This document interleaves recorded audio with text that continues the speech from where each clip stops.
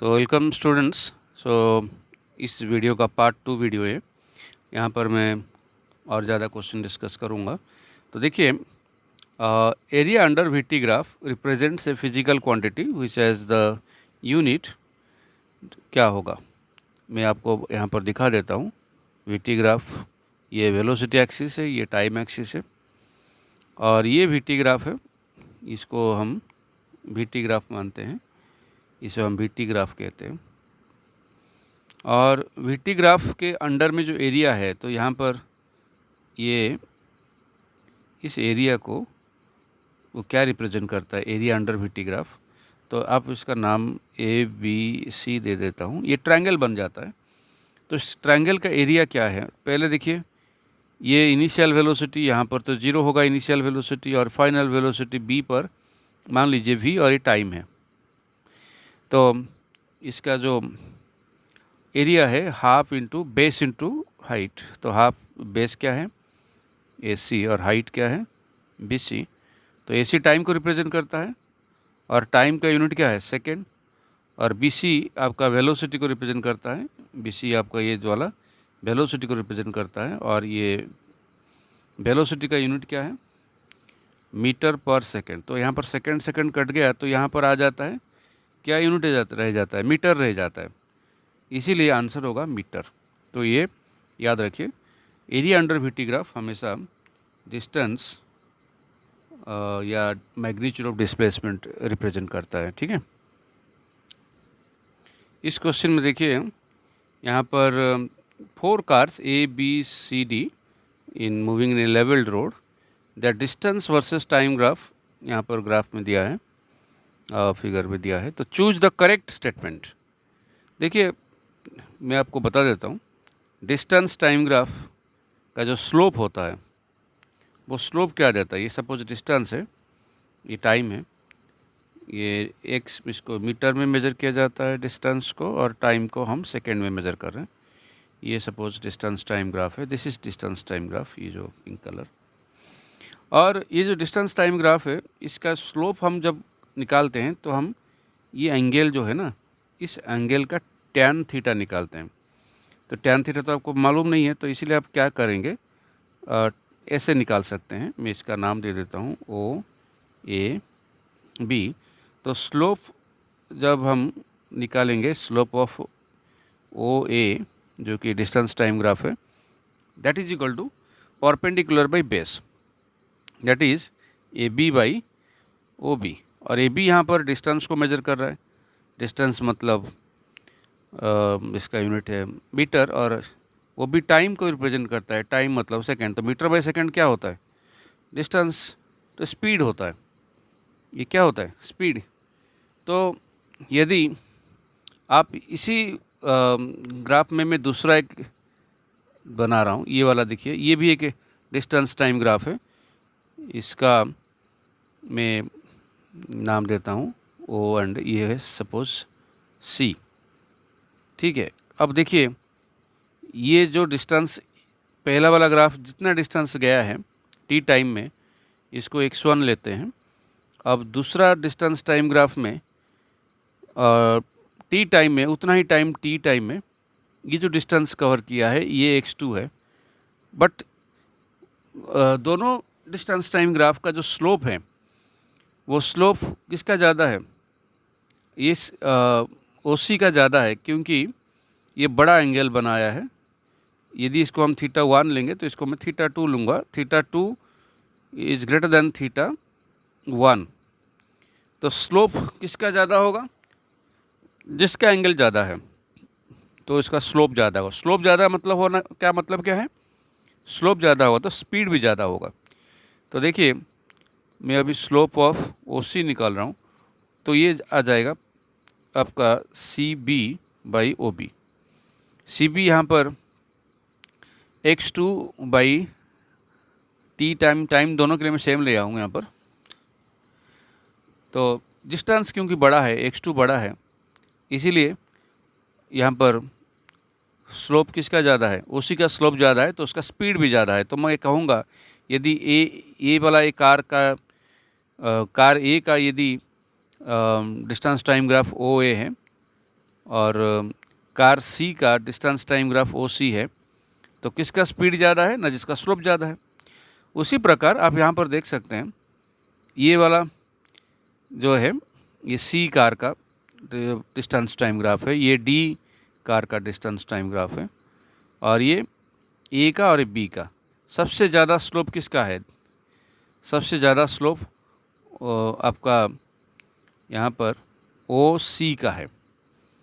तो इसका मतलब सी, ये सबसे स्पीड इसका ज़्यादा है, हाईएस्ट स्पीड इसका क्या है, हाईएस्ट स्पीड। यहाँ पर सिर्फ ना केवल ये ज़्यादा डिस्टेंस गया है, बल्कि ये कम समय में वो ज़्यादा डिस्टेंस गया है, तो इसका मतलब हाईएस्ट स्पीड। डी की बात करेंगे, ये सी से थोड़ा कम डिस्टेंस गया है, बट सी से ज़्यादा टाइम लिया है, इसीलिए इसका स्लोप भी कम है, और जिसका स्लोप कम होता है इसका स्पीड भी कम होता है। उसके बाद आता है एंगल सबसे कम, तो बी का है, बट ए का तीसरा स्थान में आता है।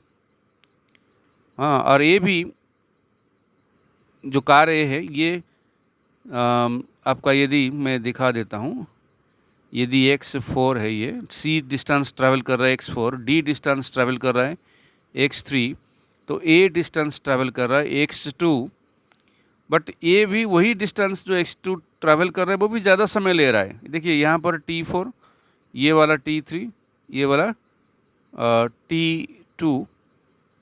t2, और देखिए b जो है ये सबसे कम डिस्टेंस जा रहा है आपका x1, और सबसे ज़्यादा टाइम भी ले रहा है t1। तो इसी से पता चल जाता है कि सबसे हाईएस्ट स्पीड c का है।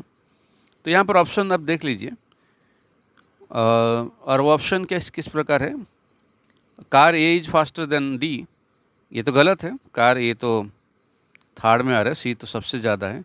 बी इज द स्लोएस्ट, ये सही है, B is the slowest. D is faster than C, देखो डी भी फास्टर नहीं है, डी सेकंड में आएगा, हाई फास्टर तो सबसे ज़्यादा सी है, सी इज़ द स्लोएस्ट, ये गलत है। तो answer is B is the slowest. शायद आपको समझ में आ गया होगा, इसके बार बार देखेंगे तो और अच्छे से समझ में आ जाएगा। चलिए नेक्स्ट क्वेश्चन देखते हैं। नेक्स्ट क्वेश्चन देखिए, which the following figures represent the uniform motion of a moving object correctly. Which the following figure represent the uniform motion. देखिए यूनिफॉर्म मोशन मतलब इक्वल डिस्टेंस ट्रैवल करेगा इक्वल टाइम में इन a particular direction. तो यहाँ पर distance time graph में, ये distance time graph, सभी तो डिस्टेंस टाइम ग्राफ ही दिखाया है। तो यहाँ पर ये स्ट्रेट लाइन है incline to the time axis, और यहाँ पर स्लोप भी कांस्टेंट है। यदि स्लोप कांस्टेंट है तो हर समय एक ही स्पीड है, हर समय एक ही स्पीड है, ये पता चल जाता है, क्योंकि स्लोप हमेशा स्पीड दिखाता है। बट यहाँ पर देखिए पर्टिकुलरली दिस टाइम के लिए एंगल ये वाला है, और जब हम टाइम बढ़ता जाता है, ये थोड़ा ऐसे कर्व, अपवर्ड कर्व हो रहा है, तो एंगल बढ़ता रहता है। तो एंगल बढ़ेगा तो स्लोप बढ़ेगा, तो ये इंक्रीजिंग स्पीड को दिखा रहा है, तो ये स्पीड यूनिफॉर्म नहीं है। और यहाँ पर पहले से तो एंगल ज़्यादा है, बाद में देखिए एंगल धीरे धीरे कम हो रहा है, इसका मतलब स्लोप कम हो रहा है, और जब स्लोप कम होगा तो ये डिक्रीजिंग स्पीड, ये क्या हो गया, ये डिक्रीजिंग स्पीड, तो ये हुआ इंक्रीजिंग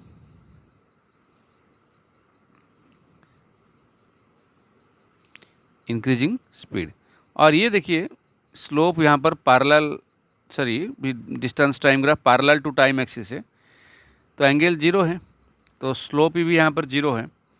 जब स्लोप जीरो होता है तो आप मान लीजिए स्पीड भी जीरो होता है। तो यहाँ पर body is at rest, body is at rest यहाँ पर है। तो which of the following uniform motion दिखा रहा है, तो आंसर होगा ए, आंसर होगा this is the correct answer. ठीक है, next question, slope of velocity time graph gives what. देखिए वेलोसिटी टाइम ग्राफ का स्लोप क्या दिखाता है, ये टाइम एक्सिस है, ये वेलोसिटी एक्सिस है, इसका यूनिट मीटर पर सेकेंड होता है वेलोसिटी का, और ये टाइम का हम सेकेंड लेते हैं। तो मान लीजिए ये वाला एक ग्राफ है, ये जो ग्राफ है इसे हम VT ग्राफ कहेंगे। क्या कहेंगे, VT ग्राफ, इसे कहते हैं VT graph, velocity time graph और इसका स्लोप क्या देता है। तो स्लोप के लिए में निकालने के लिए स्लोप हमेशा जो एंगल होता है उसका tan थीटा व उसका टेंजेंट कहा जाता है। बट tan थीटा तो आपको पढ़ाया नहीं गया है, बुक में नहीं है, इसीलिए आप क्या करेंगे, स्लोप कैसे निकालेंगे, slope of VT graph is equal to perpendicular by base. Perpendicular कौन है, AB, और बेस कौन है, OB। अच्छा बताइए, AB क्या किसको रिप्रेजेंट कर रहा है, AB वेलोसिटी को रिप्रेजेंट करता है, और वेलोसिटी का यूनिट क्या है, मीटर बाई सेकेंड, और OB किसको रिप्रेजेंट कर रहा है, टाइम को। AB तो टाइम को रिप्रेजेंट कर रहा है, टाइम का यूनिट क्या है, सेकेंड। तो ये क्या हो जाता है, मीटर बाई सेकेंड स्क्वायर। अच्छा बताइए, मीटर बाई सेकेंड स्क्वायर किसका यूनिट है, एक्सेलरेशन का। किसका यूनिट है, तो इसका मतलब VT ग्राफ का स्लोप क्या देता है आपको, VT ग्राफ का स्लोप हमेशा एक्सेलरेशन देगा। Hope you understand. तो इस वीडियो में इतना ही क्वेश्चन मैं डिस्कस कर रहा हूँ। नेक्स्ट पार्ट बनाऊँगा तो आपको और भी क्वेश्चन डिस्कस करूँगा। Thank you for watching.